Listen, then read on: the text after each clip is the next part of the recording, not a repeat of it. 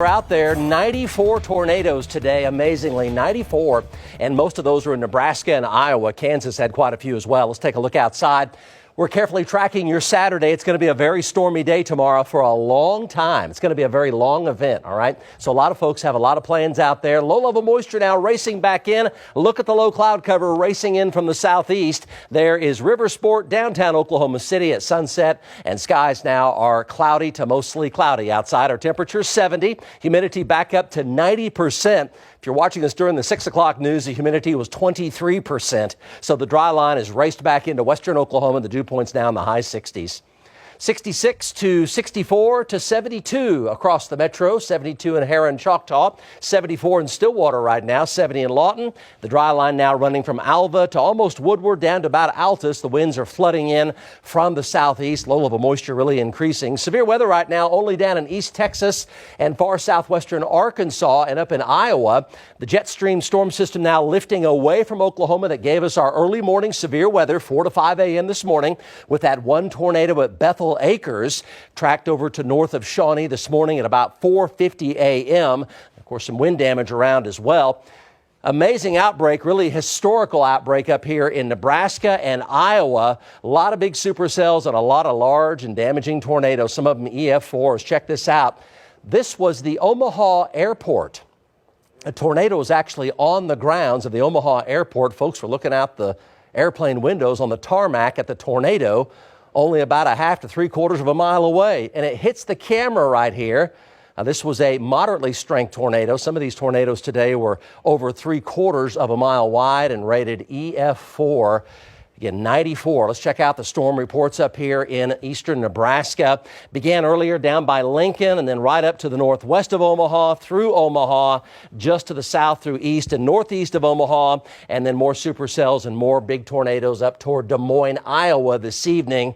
That's from the storm that came through here this morning at 4 to 5 a.m. Talked about how you want it to cross Oklahoma at night. It crossed here at night, and that's what it did during the afternoon hours today for a historic outbreak.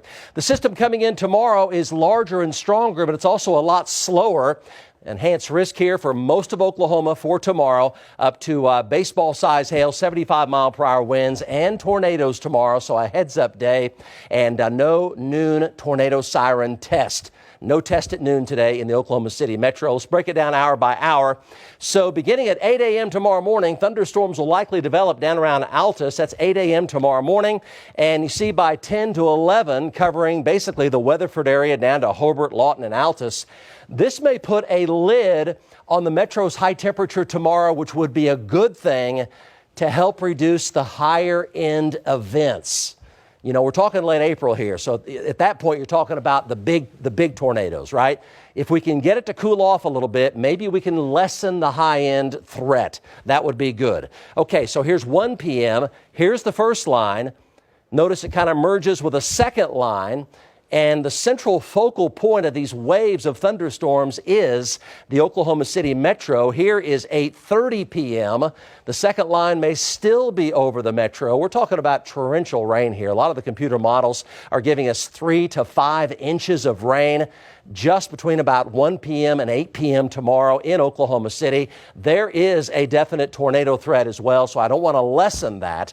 Let's just be hopeful we can hold the temperature back at least 5 or 8 degrees, out of the low to mid 80s. That'd be really good. Keep it in the 70s for highs. And there's even midnight tomorrow night with the storm still nearby. And then finally by Sunday morning, it picks up and moves out. And Sunday, we see some clearing move in. There's a flash flood watch. This could be extended farther to include the entire metro. The current models are showing that. That's for tomorrow and tomorrow evening, ending tomorrow night. So 65 tonight, cloudy when you wake up. A gusty southeasterly wind tomorrow. Thunderstorms develop in southwest Oklahoma and push toward the metro again 1 p.m.